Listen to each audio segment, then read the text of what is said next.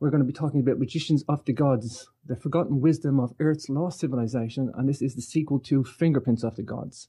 Graham Hancock's multi-million bestseller, Fingerprints of the Gods, remains an astonishing, deeply controversial, wide-ranging investigation of the mysteries of our past and the evidence for the Earth's lost civilization. It's 20 years on now, and Hancock returns with the sequel to a seminal work filled with completely new scientific and archaeological evidence that has only recently come to light. That's the nature of what we're going to get into today. Graham is with me on the call. I'm going to bring Graham straight in. You can follow along with today's author, grahamhancock.com. And of course, Magicians of the Gods is the latest book. Graham, great to see you, brother. Great to see you again. James. What a book, Graham. What a book. I guess before we get into the nitty gritty and the details, I've only got you for an hour. 20 years is a long time to pass, Graham. At what point did you feel, I'm guessing there was a need and a duty to do this book? It wasn't just you wanted to write a sequel. Well, no, actually, to be honest, I didn't want to write a sequel. No. I was very focused on the issue of a lost civilization from the early 1990s through until 2002. So 10 or 12 years, it was absolutely the centerpiece of my life. And I wrote a series of books on that theme. The first of them, Fingerprints of the Gods, which addresses the issue of a forgotten episode in human history head on. And then with Robert Bauval, Keeper of Genesis, which was called Message of the Sphinx in the United States. And then Heaven's Mirror, photographed by my wife, Santa Faya. That's a photographic book as well as a substantial text. And then on this theme, Underworld, a huge book that I published in 2002, the result of nearly 7 years of scuba diving all around the world looking for structures underwater. So, which were covered by rising sea levels at the end of the last ice age. So really, I felt after Underworld that I'd done the job, I'd done my bit. I had put before the public a massive body of work, which raises the possibility. I insist on nothing, but I raise the possibility that we have lost a whole episode of the human story, an episode of advanced civilization in remote prehistory during what we think of as the last ice age. Now, for putting out these series of books, it was particularly so with Fingerprints of the Gods, but it was true with all the other books as well. I was subjected to a massive amount of attacks. And psychically, it is not pleasant to be continuously attacked and to be accused of all sorts of things by people who haven't even read my book, Yeah, this is the thing. I mean, there seems to be a narrative about me and my work out there, which a lot of the mainstream media just buy into without actually talking to me or reading my book. And it's the same with academics. They have a notion of what I am, but most of them have never read my book. They bandy around words like pseudoscientist or pseudo-archaeologist, ignoring the fact that I never claimed to be an archaeologist. I'm a journalist. I'm a reporter. That's all I am. I never claimed to be a scientist. So I don't see how I can be a false scientist or a false archaeologist, which is what pseudo means, since I don't wish to pass myself off as either of those things. But this narrative is out there so deeply unpleasant, and putting me in a place where I'm in constant struggle. That's why Underworld is such a big book, more than 2,000 footnotes, because I'm writing defensively. I'm bulletproofing every argument against the often insidious and dishonest, disingenuous nature of the attacks that have been mounted on my work. So after Underworld, I thought, phew, okay, I've done my bit. I've walked the walk, 7 years of scuba diving, climbed the Great Pyramid 5 times. I've been there. I've done that. I've been insulted. I've been attacked. The BBC devote, more than $500,000 to making a program deliberately designed to destroy my reputation. Oh, yeah. I've been out there. I've done my work. I've had enough. I'm out of here. And so my next book was about a completely different subject. That was Supernatural, was published in 2005, about shamanism and altered states of consciousness and the role of psychedelics in the emergence of the modern human mind. Completely different subject. Then I wrote some novels. I wrote a novel called Entangled, a fantasy adventure novel, time slip novel involving one character in the 21st century, one in the 24,000 years ago. And then I've written 2 out of 3 of a series of novels about the Spanish conquest of Mexico. And that series is called War Gods. So while all this is going on, I become aware of new developments in the field that I covered in Fingerprints of the Gods right through to Underworld. Major new developments. For example, in Fingerprints of the Gods, a centerpiece of the proposal there was that there was a humongous global cataclysm between 13,000 and 12,000 years ago. And I couldn't be sure exactly what that cataclysm was. I investigated a number of possibilities, most strongly the Earth crust displacement theory of Charles Hapgood that was subsequently refined by Rand and Rose Flemath in their book, When the Sky Fell. Earth crust displacement was a mechanism that interested me and that I focused on in Fingerprints of the Gods. But I didn't really have a smoking gun. There were a lot of theories out there. Earth crust displacement was certainly not bought by mainstream geophysicists. They didn't see that theory as working at all. It was very controversial. Now, I haven't abandoned the Earth crust displacement theory, but these days I'm interested in solid science, which can be used to back up arguments that the mainstream do not normally find acceptable. And there is now solid science on precisely a global cataclysm between 13,000 and 12,000 years ago.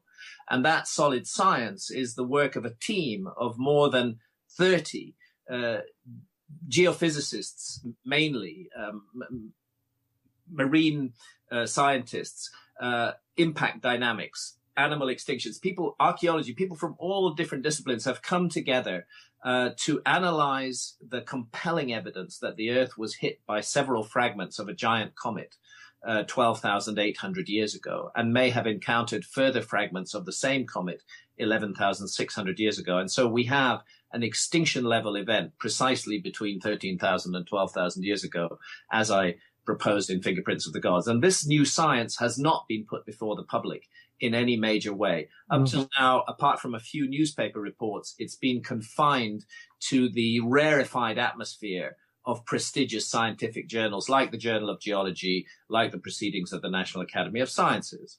And by the way, the notion of a comet impact with the Earth is not mutually contradictory with the notion of Earth crust displacement. I published an article on my website in 2006 by Flavio Barbiero, which considers exactly that possibility, that a displacement of the crust could be set off by a comet impact, hitting the Earth with enough force at an oblique angle could destabilize the crust sufficiently to set it in motion. I'm not going into this in the new book. I'm concentrating on the new science, which cannot be refuted, and which therefore allows me to move on from that to consider the main proposition of my argument, that in that cataclysm, now fully established by science between 13,000 and 12,000 years ago, we lost a whole episode of the human story. An advanced civilization that already knew how to make megalithic architecture, to move huge blocks of stone, that knew all about agriculture, that was wiped out in this cataclysm, but that there were survivors. And those survivors did pass on the memory and the knowledge of the lost civilization. Sure. You mentioned 2006 and Supernatural. One of my favorite books from you, by the way, Graham, and I want to come back to that. Let's focus on some of the science, catastrophism in a geology sense. Maybe bring in Randall Carlson. I've watched presentations with Randall Carlson. This man commands attention. He commands attention. He's a serious dude, Robert. Randall commands attention because he has absolutely done the work. Randall has spent the last quarter of a century. He's lived it. He's lived it. And he's not formally qualified as a geologist, but his geological knowledge is immense. And it's the result of quarter of a century of detailed field work. And he brings to this an inquiring mind and an openness of spirit, which makes his work very, very accessible. So while researching Magicians of the Gods, of course, I've been in contact with Randall for many years. I proposed to him that he and I make a research trip together across what are called the channeled scablands of the Pacific Northwest in the United States, which are areas that lay immediately south of the ice cap during the last ice age. I mean, it's important for your listeners to get a picture of the world 12,800 years ago. This was the ice age. North America, roughly everywhere north of New York, was covered by an ice cap more than 2 miles deep. And then something happened that caused it to radically melt down. And it's only in the last 7 years that we've really had the evidence as to what that was, that it was the impact of at least 4 fragments of a fragmented comet, with those fragments being up to 1 mile in diameter, of at least 4 fragments on the North American ice cap itself. Massive kinetic energy, massive amount of heat, temperatures in excess of 2,200 degrees centigrade, which is the boiling point of quartz, are unleashed. Epicenter is the North American ice cap, but the outward effects of this cataclysm have been established across more than 50 million square miles of the Earth's surface, with the characteristic signatures of a comet impact, the nanodiamonds, the melt glass, the carbon spherules, distributed across 50 million square miles. The epicenters in North America. There were impacts on the northern European ice cap, and the furthest east that they've tracked the impacts are Syria.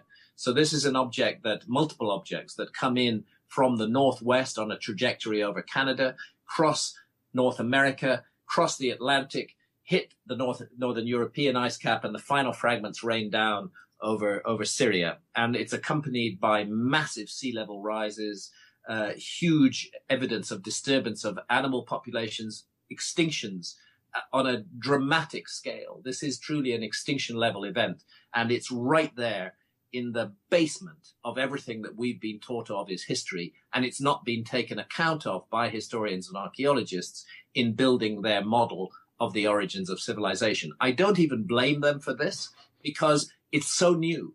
The evidence really has only been put out in the professional journals since 2007 and has not entered the public domain massively yet. And historians and archaeologists are going to have to scramble to catch up with it, because you cannot have a model of the origins of civilization saying that those origins began, roughly 11,600 years ago, and not take account of the extinction level cataclysm that immediately preceded that moment. The biggest thing that ever hit our planet at a time. At any rate, the biggest thing to hit our planet since the extinction of the dinosaurs 65 million years ago. Yeah. And an impact and a cataclysm that has been missed up to now because there weren't obvious craters. It's really important to be clear about this. Yeah. Why weren't there obvious craters? Because the impacts 12,800 years ago hit mainly the North American ice cap, which was 2 miles deep, and the craters were in ice, which then melted away. Yes, in the last couple of years, the shock effects on the ground under the ice cap have begun to be mapped out. And we now have at least 4 sites of massive, massive impacts. But it's the impact proxies, it's the nanodiamonds, it's the carbon spherules, it's the melt glass all around the world that absolutely prove this was a comet impact. And interestingly, it was those same impact proxies that were the initial evidence for the cosmic impact that caused the extinction of the dinosaurs 65 million years ago. Mm-hmm. And initially, Lewis and Walter Alvarez, when they proposed that that was why the dinosaurs became extinct on the basis of these impact proxies, were ignored and laughed at by their scientific colleagues. But eventually they were proved to be right. And the same process has been unfolding over the last 7 years in science over what we refer to as the Younger Dryas comet, because it set in motion a mysterious climatic event called the Younger Dryas that lasted from 12,800 to 11,600 years ago and was accompanied by planet-wide extinctions of animal species and, I believe, the loss of an advanced civilization now only remembered in myth and tradition. Sure. I know you go into Brett's quite a lot in the book. Colin Brett's, yes. Yeah. Fascinating character. Yeah, and the thing, I know you say you don't blame, and it's very easy to pick up the blame game and say, look at these academics, these guys aren't, doing their job. And you know what, they've got enough on their plate, Graham. They're not catastrophists, and I agree. And there's a bias against any theories that propose a role for cataclysms in the story of life on Earth. It seems that we have an inbuilt resistance to this, even though we know that it's happened, that a number of the major leaps forward in the evolution of species have occurred immediately after global cataclysms. There have been global cataclysms in the past, which are recognized. The dinosaurs, the extinction of the dinosaurs 65 million years ago, an extinction level event, massive cosmic impact, actually had a huge effect on life on Earth. You and I would not be sitting here having this conversation if the dinosaurs had not been made extinct 65 million years ago. I don't know, maybe there would have been some intelligent reptile on the planet, but mammals would not have found their place in the sun. The extinction of the dinosaurs opened the way for mammals. So we can't deny that these impacts with objects that come winging in from outer space, comets and asteroids, we can't deny that these impacts have had a huge effect on life on Earth. And the most recent one, now established by science between 12,800 and 11,600 years ago, also had a huge effect on the story of life on Earth, and particularly on the human story. I think what I like about Magicians of the Gods is, Graham, that the detail of the book and the detail that you've gone into with both the geological data and the cometary fragments and the science of cataclysm, it's so detailed and it's so documented that hasn't been done in the academic manner. It's bizarre that we have a journalist doing it, but that's the way the lie of the land is. And I'm quite accepting of that now, Graham. I have to accept that society is not a courageous one. We have academic people that, they backbite and they bitch at each other, and, it's the nature of the human evolution in an educational sense. It is. It's the way things work. It's sad. It's sad, but it has its upside as well. This is the downside of the highly specialized approach that is taken in our sciences. So a geologist in our scientific world is likely to work completely independently from an astronomer, and they may never compare notes, and a historian might work in a completely different way from an anthropologist, and they never compare notes. So I think it takes individuals who are outside of that scientific structure, who aren't locked into one particular discipline, to synthesize information across a broad range of disciplines and say, well, actually, there's a picture emerging from this which is not being dealt with by the mainstream at all. And that's been my role, and the role of a number of others of us who are working in this field, is to try to provide that broader picture, and most importantly, to try to provide an alternative story. It's not healthy that custody of our past, of the human past, should be possessively held by one single group of people, historians and archaeologists, who claim to be such great experts in their field that we don't need to do any more work. They've established the whole story of our past, and there's nothing more to be done except fill in the details. This is the mistake. They've prematurely closed their accounts with the past. There's much more to be done than just filling in the details. And that's why I've written Magicians of the Gods, and I hope it will have sufficient impact to shake things up a bit. I like the detail you go into too, Graham, with the oral traditions of the indigenous wisdom with the relation to a comet. I just think this is a layer of a background that's necessary. It's really necessary, and it's quite astonishing when you get into it, in precisely the areas that were most dramatically affected by the flooding caused by the comet impact. We have ancient myths and traditions from Native American Indian peoples which speak of that disaster and describe a comet with a long, wide tail coming down to the earth and destroying all the big animals and creating floods and creating wildfires. Because that's also what you get. You get floods and you get wildfires, because superheated ejecta from the impact can be carried hundreds of miles, even thousands of miles away from the impact, and fall on primordial forest and set it aflame. And it looks like a very large area of the Earth's surface was set on fire 12,800 years ago, at the same moment that there was flooding. And interestingly, that notion of fire and flame is also found in Plato's account of the submergence of Atlantis. We're just coming up to break, so just for the webpage, you can go to capricornradio.com for the free archives and capricornmembers.com for the HD TV and MP3 archives. But for now, we're going to take a quick break and we'll be back in just a moment.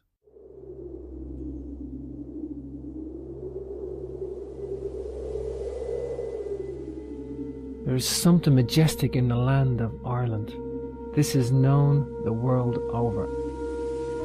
The Celtic Irish are descendants of the Tuatha De Danann, a mysterious, supernatural race of gods written about in ancient Irish Gaelic texts. This is the basis for all Irish mythology, and our megalithic ancestors are interlinked with these peoples. You have a chance to come and see these monuments and temples for yourself. The megalithic landscape is rich in the realms of myth, legend and wisdom. Come see all this on the most spectacular Sacred Sites tour in March 2016. The Sacred Sites and Equinox tour is not to be missed.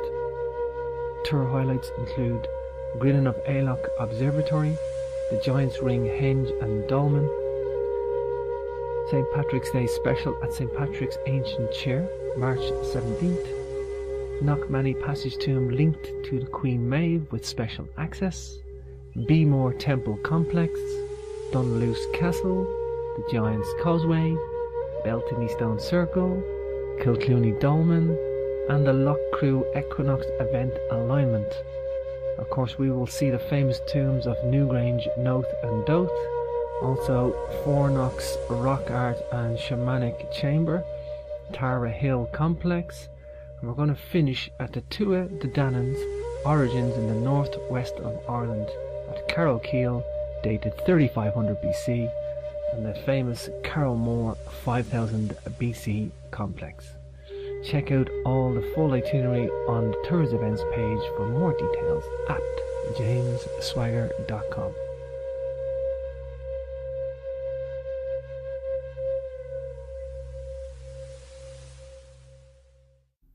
Welcome back to Capricorn Radio. This is your host James, and don't forget to check out the archives at capricornmembers.com. You can subscribe for membership, doing a lifetime membership deal at the moment. And of course you can still check out the free archives at capricornradio.com. And then HDTV shows as well on the Capricorn members page. But for now, wow. Graham, let's switch gears. I want to talk megaliths for a minute. Göbekli Tepe, let's go straight to it. What absolutely jaw-dropping, stupendous site. I mean, great rewriting history, but still the architectural prowess, the artistic prowess there.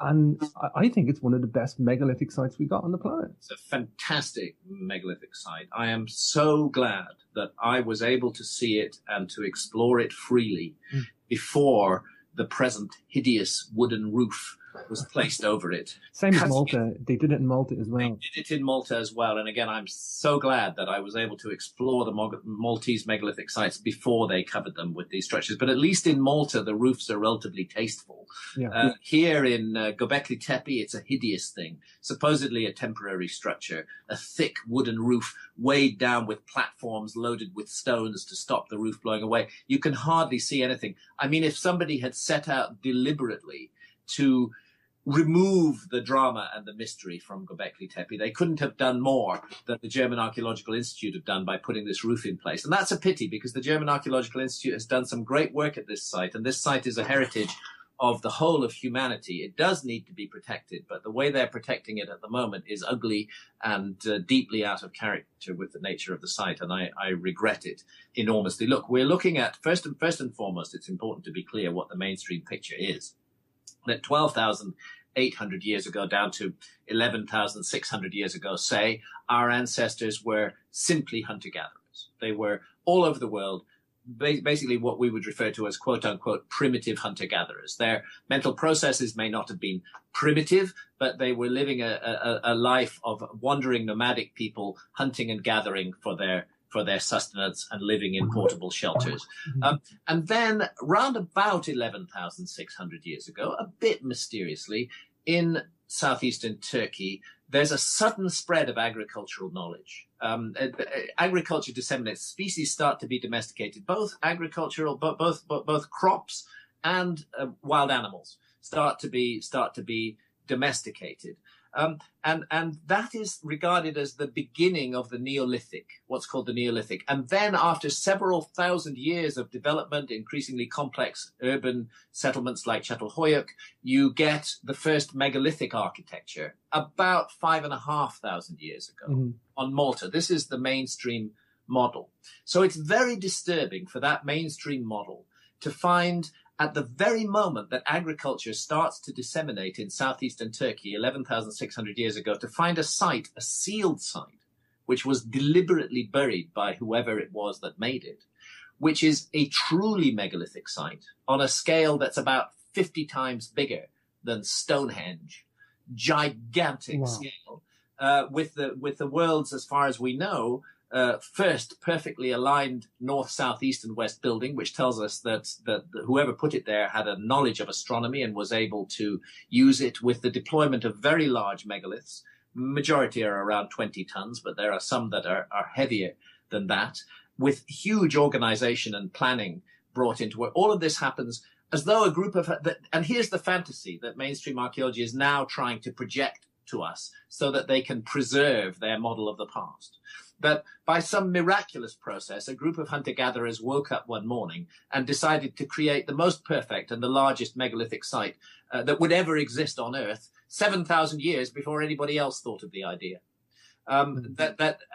Consider what that means. That means that they had acquired the ability to organize a labor force, to feed and water a labor force of at least several hundred, to plan out a site, to take astronomical observations. And all of that is without any background, because Göbekli Tepe just appears out of nowhere with no background before it. And that seems to me absurd. I believe there's no water source nearby either, Graham. There's no water source nearby. You'd have to bring the water in for your labor force. It requires high-level organization, which is not normally attributed to hunter-gatherer peoples. But to preserve their model, archaeologists are now happy to give this high-level, fully evolved organizational and stoneworking ability to a group of hunter-gatherers. I suggest what it looks much more like is a transfer of technology, that what we have at Göbekli Tepe are the survivors of a lost civilization who already knew everything that needed to be known about megalithic architecture and transferred that knowledge to the hunter-gatherer population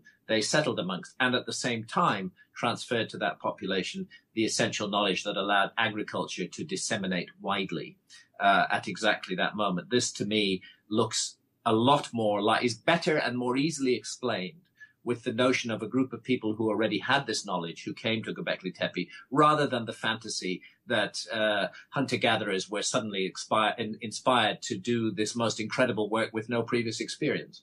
Sure.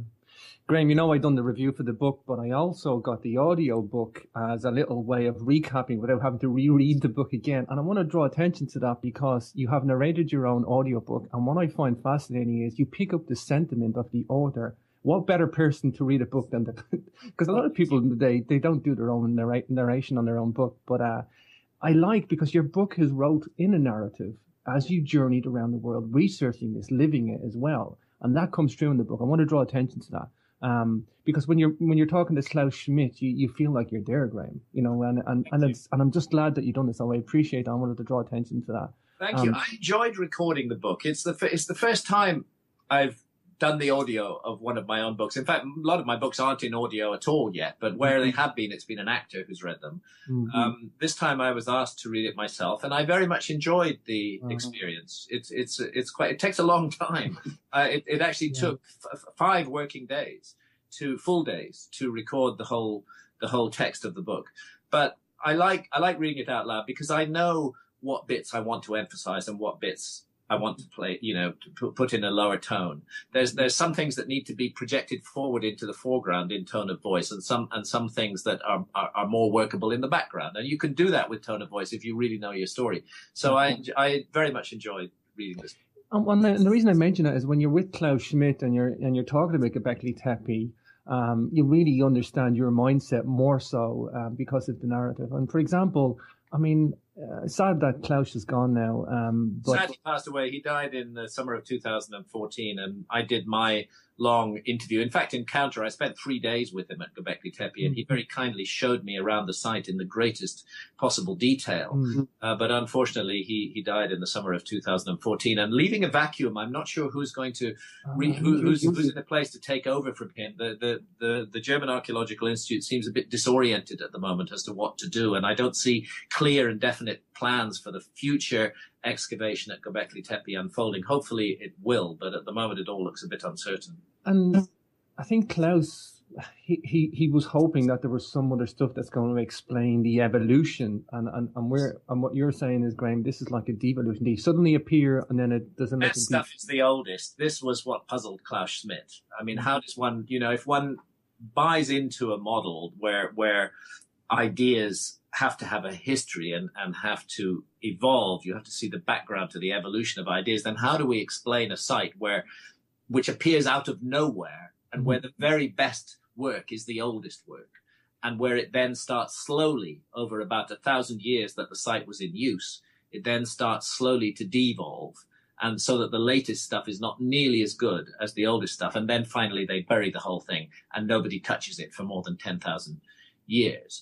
Well, for Klaus Schmidt, who didn't like the idea of a lost civilization, he just didn't like the idea. He didn't, I said to him, how does it feel to be, the man the archaeologist who's discovered the temple that's rewriting history? And Klaus Schmidt kind of replied, well, I prefer not to say that it's rewriting history, but adding a new chapter to history. In other words, he wants to cling on to the old model, because he knows in the field of archaeology that if you dispense with the old model, you're going to encounter the anger and fury of all those who are still bought into the old model. So it's much better to stick with the old model and try and refine it a bit. And that's what so he was hoping that further excavations at Göbekli Tepe would reveal evidence of the slow and gradual evolution to the point where 9,600 BC, 11,600 years ago, they could make these full-scale megalithic structures. But actually what the latter excavations have shown is that material which he hoped to be more primitive turns out to be even more sophisticated. That there seems to have been a moment when everything began at Göbekli Tepe, and it was at its best then. Another thing I like about the discovery of Göbekli Tepe is it was necessary for alternative history as a movement. And I say that when you had Shock and the Sphinx theory, I mean, the Egyptologists turned around and kind of laughed really kind of arrogantly, where's the potsherds of the civilization? And Göbekli Tepe is those potsherds. It's like, if Göbekli Tepe is there, if it's there, well, then it just levels the playing field. It changes everything. And it requires us, if we approach this from a reasonable frame of mind rather than from an ideological frame of mind, which is what, unfortunately, I believe archaeologists are doing. If we approach this discovery of Göbekli Tepe with a reasonable frame of mind, then it requires us to reevaluate every other megalithic site in the world. See, Göbekli Tepe is very special because whoever made it deliberately buried it when they were done with it. The site, as I say, ran for about 1,000 years, and then it was deliberately buried.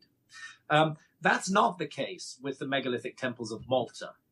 It's not the case with the T-shaped megaliths of Menorca, for example, which look pretty much exactly like the Göbekli Tepe megaliths. Those Menorcan megaliths are thought to be just 3,000 or 4,000 years old. But can we be sure of that? Because both in Menorca and in Malta, the megalithic sites were fully exposed for thousands of years. They were trampled over by multiple other cultures. Organic materials were introduced that were not contemporary with the date of the creation of the site, and yet it's only by carbon dating organic materials that we can arrive at a guess as to the age of the site. That works with Göbekli Tepe, where the site has been completely sealed for more than 10,000 years, but it doesn't work with Malta and Menorca and other megalithic sites, and it doesn't work with the Sphinx, to get to your point.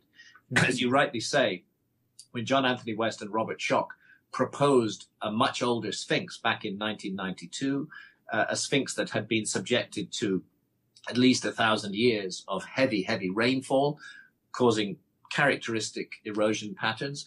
Egyptology wouldn't accept that idea at all. They said it's impossible. If there were a culture that was capable of creating the Sphinx 12,000 years ago, you'd have to go back about that far to get the rainfall. if there was a culture that was capable of creating the Sphinx, we would find other megalithic sites around the world that are about 12,000 years old as well, and we don't find any. But of course, they were saying that before the discovery of Göbekli Tepe. Now we have Göbekli Tepe. It is at least 11,600 years old, for sure. No doubt about that whatsoever. And if you can make Göbekli Tepe, then you can make the Sphinx. We are looking, I believe, at the fingerprints of a lost civilization. Sure. And just a side note, Graham, there is a T-shaped megaliths off the north coast of Ireland too, not like Menorca or Göbekli Tepe, but they're a bit more primitive looking. But there's a lot of history there on that island too. Let's stay on Turkey. I want to talk Derinkuyu. I think that's the pronunciation, and the underground cities. Yeah. As an engineer, Graham, I just find this Derinkuyu place screaming, begging to be explained, Graham. It's absolutely fascinating, and it's actually one of hundreds. Hundreds. The whole of the Cappadocia region of Turkey is honeycombed with what are referred to as underground cities, gigantic structures that are cut out under the ground. And again, you know, how does one date these places? They're cut into solid stone. There is no technique for dating the cutting of stone, no reliable, universally accepted technique for that. Thus, archaeologists have to rely on carbon dating, and you can't carbon date stone. You can only carbon date organic material that is associated with the stone. And that association needs to be really good. You need to be sure that the organic material you're dating, you need to be sure that it was placed there at the same time that the stone you're interested in dating was placed. And if you can't be sure of that, you may get a falsely young date, or for that matter, a falsely old date. This is why the whole thing is difficult with places like Derinkuyu, which are entirely cut out of the living bedrock, and which we know have been occupied by more recent cultures. I mean, archaeologists' fairy tale about the underground cities of Turkey is that they go back maybe to the first millennium BC and are associated with a people called the Phrygians, that's when they were created. But then it's accepted that many later cultures made use of them for various purposes, storage, sometimes for hiding in them when enemies were around, and so on and so forth. So it beats me how they can arrive at an accurate dating of these sites. And if you actually go into the literature in great depth, you find that they don't, that it is actually a story. Based on limited organic material and huge assumptions being made about the contemporaneity of that organic material and of the rock-hewn structure. It's possible that the so-called underground cities of Turkey date right back to the Younger Dryas, that they go all the way back to that episode between 12,800 and 11,600 years ago, when the Earth was being bombarded by comet fragments, we now know from the science, when there was a global climate change on a cataclysmic scale, and when it would have made sense for people to create underground shelters. I think Derinkuyu, just on its own, there's many, I think Mackley or something like that, there's another one. A new one has just been discovered, which is like 5 or 10 times bigger than Derinkuyu. Wow. We have underground tunnels that run for 7 or 8 kilometers connecting different of these underground cities. I think that's why I go into them in the book, because I think they are one of the great unsolved mysteries of the past, and the easy assumption that they date back no further than the first millennium BC proves to be based on nothing. And we need to consider them now in the new vision of history that is emerging as a result of our knowledge of the cataclysm between 12,800 and 11,600 years ago. How many people are we talking could live in there, Graham? Well, this is again an interesting point. See, the argument is the mainstream argument is that these were created originally to provide a place of shelter for villagers when they came under attack from invading forces. Now, I can only say to you psychologically, if I'm a villager and I wish to hide from invading forces, then the last thing I'm going to do is take my whole family and the whole population of the village underground and shut them in behind a rolling door, because that can easily be discovered by the enemy. And then all they need to do is block that door, and I and my entire village are going to starve to death. It doesn't seem a very effective way to guard against the threat of invaders, but it is a very effective way to guard against impacts from the sky, to guard against fragments of fiery fragments of comet tearing down through the Earth's atmosphere and spreading wide-scale destruction. And we know that fragments of the comet did land as far east as Syria, and that therefore Turkey was affected. I know just from looking at the engineering aspects of what they achieved with the underground cities in Cappadocia is that the vertical shafts running down, Graham, are so precise and so well laid out. Yeah, those are the ventilation shafts. I mean, the engineering of those underground structures is that, let's call them hypogea. You know, these are hypogea, and the engineering is stunning, and they're thinking about ventilating this place very, very carefully. So you can be down 150 feet underground, and you can feel the fresh air blowing in. Wow. You know, this is very, very carefully thought out for the long-term stay. As to how many people who could stay in them, well, that a lot depends on access to food supplies. In terms of sheer physical space, I think Derinkuyu might be capable of holding a couple of thousand people. Let's hypothesize for a second, Graham. You're not going to build this place when the comet strikes. If the comet comes in, could they have had knowledge of the comet coming in, a fragment come in, and then they decide to build this place? Well, so my point is that this was a sustained episode. The major impacts were 12,800 and 11,600 years ago. Yeah. But this whole period was a cataclysmic period. It began 12,800 years ago. I don't think that was the end of the lost civilization. I think the final end of the lost civilization came later, 11,600 years ago, in the second series of impacts. But there were likely smaller impacts throughout this period. The notion of a rain of fire and deadly danger from the sky would have been widely distributed. It explains why, to this day, almost every culture in the world has a deep-seated ancient fear of comets. Comets are fearsome things. If you go into the mythology, they are regarded as earth destroyers. They are regarded as terrible omens of doom and destruction. And why should that be for what is just a pretty light in the sky, unless that pretty light in the sky turns into a object approaching the Earth at 70,000 miles an hour, packing more kinetic energy than the entire nuclear arsenal of the world. Sure. Graham, I'm going to be at the Origins Conference. I've got to mention that on behalf of Andrew Collins and Hugh Newman's putting on the Origins Conference. Danny Hillman's going to be speaking at that about Gunung Padang. I'm really excited to see that. Tell us about Gunung Padang. You've been there. What's your I'm actually coming at you not far from the Giant's Causeway, and I'm glad to see you getting a mention in the book about the Giant's Causeway. The Giant's Causeway. Well, look, my project in this book has been to assemble all the new evidence that has a bearing on the lost civilization proposal.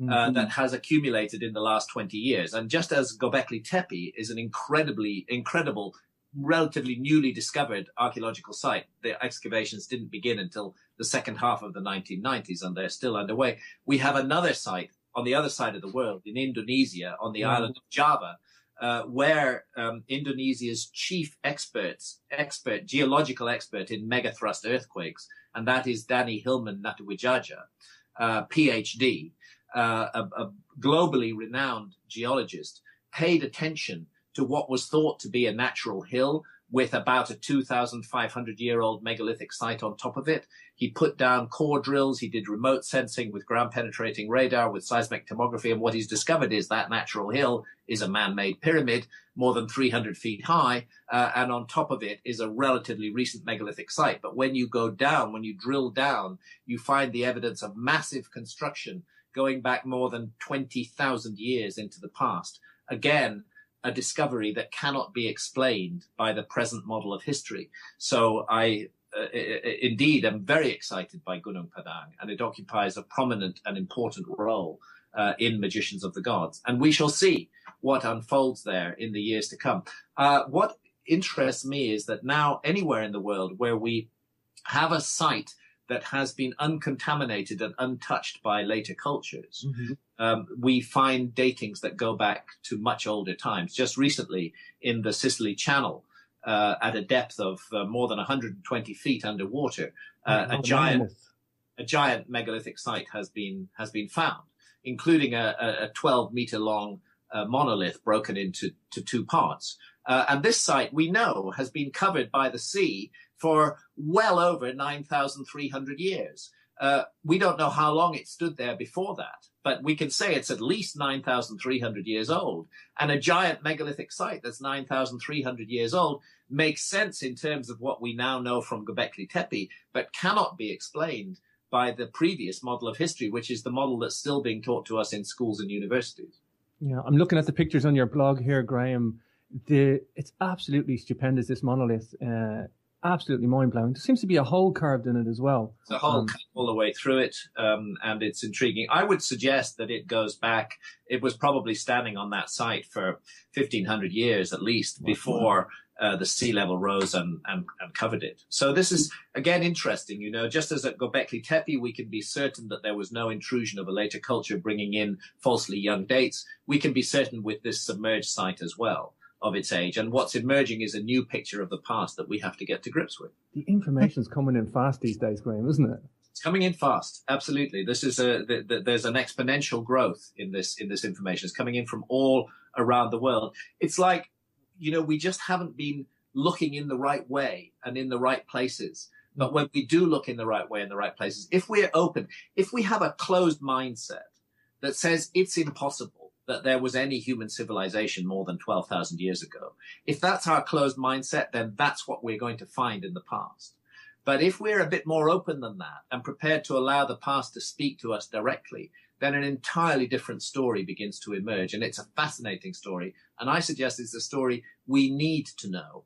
If we have a false knowledge of our past, then our ability to handle the predicament of our present is diminished. We need to know our own story. Graham, perhaps a bit of a reach here. I mentioned Gunung Padang and the basalt columns like the Giant's Causeway. Yeah, that's a good point, which I need to make. The megalithic site on top of Gunung Padang, the one that is thought to be relatively recent, about 2,500 years old, is made with columnar basalt. And columnar basalt, it does form naturally into blocky segments, like the Giant's Causeway. The Giant's Causeway is made of columnar basalt. Now, what you'll observe at the Giant's Causeway is that the columnar basalt is all stacked vertically. The moment that you get that pattern changing and you get the columnar basalt arranged horizontally, you know that human beings have been involved. That they are working with a natural material which forms into blocky, regular shapes. Like railway sleepers. Using it as a construction material. They didn't do that at the Giant's Causeway. It's a totally natural site. They did do that at Gunung Padang. Columnar basalt was used as a construction material. A bit of a reach. Is there any link like that type of style of architecture with Nan Madol? Is that not basalt? Huge link. And I covered Nan Madol very extensively in my earlier books, particularly in Heaven's Mirror and in Underworld. Nan Madol is a site that is constructed entirely of columnar basalt. No question that human beings were involved in there are buildings there. And this is thought to be, well, maybe 1,000 years old at the most. And again, what's that based on? It's based on organic material which might have been introduced by later cultures. I became interested in this because I then did quite extensive scuba diving offshore of Nan Madol, where the sea drops away very rapidly to a depth of about 130 feet. And down there at 130 feet, standing up off the seabed are intact columns and other columns lying on their sides on the seabed, which greatly resemble the megalithic columns that are found on the island of Tinian a bit further west. And this is intriguing because we know, because of the depth of coverage, that that 130-foot layer off Nan Madol is way ancient, more than 10,000 years old. And that suggests that the similar megaliths on the island of Tinian may be just as old as that. So it's intriguing to me to find in Java, in Indonesia, a megalithic site that's built using the same structural elements and has many things in common. I think we are again looking at the fingerprints of a lost civilization. That's one massive. The dating of Nan Madol has been wrong. I think we're much more ancient site. That's one burning question I've had for you, because I know you're probably one of the handful of people in the world that goes to such a remote place like Nan Madol. It's in the middle of nowhere. And dive them extensively. I mean, we spend weeks diving that site. It's really quite an incredible place, quite scary. The visibility down at the bottom is sometimes very bad. You know, there's all sorts of local traditions. There's an intriguing local tradition at Nan Madol about an underwater city. exactly off where the above water structures are, about an underwater city and how it's guarded by two giant sharks. So one has this in mind when scuba diving on what are definitely the remains of a submerged city. I've got so much material to get through, Graham. I got to get off the megalith for a second. I mentioned Supernatural, one of my favorite books, Graham, and I tell you why. When I opened up the chart on entoptic phenomena, I didn't see entoptic phenomena. I seen rock art at Newgrange and Noth, all around the perimeter, and I seen it as shamanic art, if you want to call it that. And you look at Gavrinis, or Gavrini, I think they call it in French, again, we see what looks like acoustic waves or shamanic art. Yes. Is it right to call these megalithic people shamans, or well, it's taking a bit of a cultural liberty. The word, but it's a liberty I think we can take with certain precautions. First of all, the word shaman is culture specific. Mm-hmm. It actually comes originally from the Tungus Mongol, and it's their word saman, which means one who sees or one who sees far. Mm-hmm. What happened was that ethnologists in the 19th century, early 20th century, traveled amongst the Tungus Mongol and discovered these ritual functionaries there who were called shamans. And then others of their colleagues working in other parts of the world found pretty much the identical ritual functionary, performing the same function, entering trance states and deriving information from those trance states that could be used for healing or to identify where a herd of game animals might be found, and so on and so forth.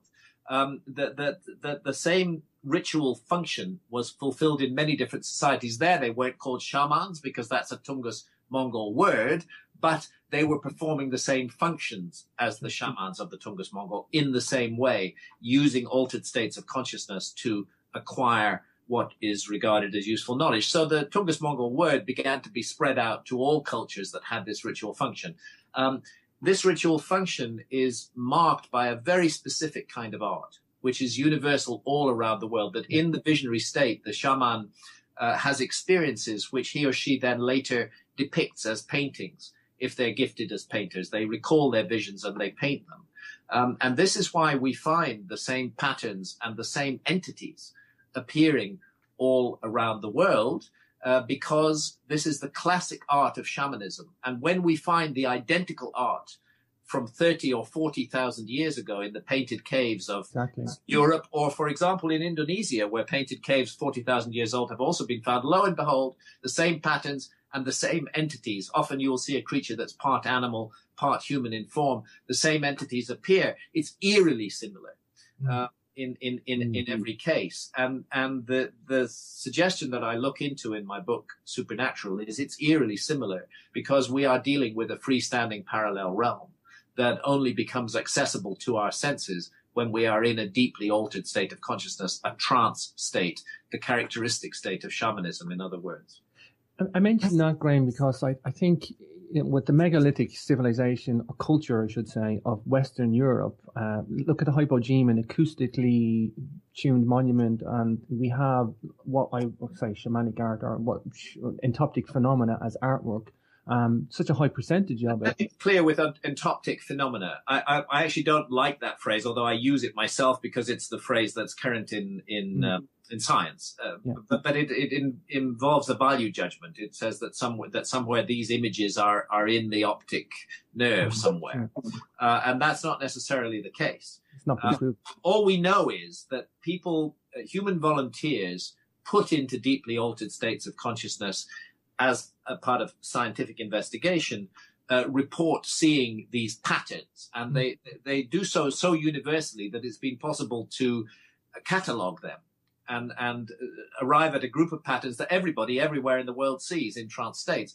And then secondly, those exact same patterns turn up on the walls of the painted caves 40,000 years ago. So, we can't go back and actually interview those artists from 40,000 years ago, but we can make logical deductions from the character of their art, that we are dealing with individuals who, for want of a better word, we would call shamans today, and whose essential work is done using the deeply altered state of consciousness that is characteristic of shamanism, which is often entered using psychedelic plants or fungi, but which can be entered by other techniques as well. For example, fasting or dancing around a hot fire for many, many hours, rhythmic drumming. All of these will affect what I call the receiver wavelength of the brain, and allow us to tune in to other realities. Of course, the mainstream says those other realities don't exist, that it's just our brain on drugs. Yeah. But I've tried to show in Supernatural that it's much more complicated than that. And actually, we don't understand consciousness. The mystery of human consciousness is not resolved yet. And perhaps psychedelics are an incredibly effective tool for investigating the mystery of consciousness. We should not demonize them. We should consider their potential and make use of it. Sure. Graham, two places I want to talk about, Easter Island and Cotimbo, I think it is. There's somewhat parallels between there and Göbekli Tepe. Not only Easter Island, Cotimbo is in Peru, quite close to Lake Titicaca. Of course, Easter Island's in the middle of the Pacific Ocean, 2,000 miles from the coast of Peru. Yeah. But there are certain icons, certain iconography. The figure with arms crooked at the elbows, long fingers on the long fingers placed across the belly. Well, that's found on the T-shaped megaliths of Göbekli Tepe, which are humanoid. They do have arms and hands, and the exact same posture, including a mysterious belt, is found on the figures of Easter Island. And the dating of the Easter Island figures is highly suspect, as I argue in the book. We may be looking at figures that are well over 10,000 years old, not 700 or 800 years old, as the mainstream claims. Then, secondly, there are other icons. For example, the icon that we would recognize as the letter H in our alphabet, the H shape. That shape. That pattern turns up at Göbekli Tepe and it turns up at Tiwanaku in the highlands of the Andes. Many of the animals that we find at Göbekli Tepe are depicted almost identically at Cotimbo in Peru. And I'm suggesting this is not an accident, that all of these sites need to be reconsidered. This shared iconography needs to be reconsidered, both in terms of the age of the site and also the distribution of knowledge in the ancient world. I'm moving fast through the last few points, Graham, because I know we're running out of time. We're coming up to the top of the hour. I want to mention the Apkalus and the idea of sages carrying this wisdom. It's important. Sages. It's an important part of the book, Graham. It's a very important part of the book. And it refers, the Apkalu are the civilizers of Mesopotamian myth and tradition, that they come in a time of darkness when humanity is living in an animalistic form and teach the benefits of civilization to our ancestors. And they are headed by a figure called Oannes, Uanadapa in the Sumerian language, who is their leader, but there are 7 sages. There's a specific reference to 7 sages. We get a reference to 7 sages in Easter Island. We get a reference to 7 sages in Egypt, in the Edfu building text. We get a reference to 7 sages in India, in the Vedas. Again, I think we're looking at a universal memory of the survivors of the lost civilization who traveled around the world seeking to bring back again the civilization that they had lost, but did not quite succeed, but left their fingerprints. Sure.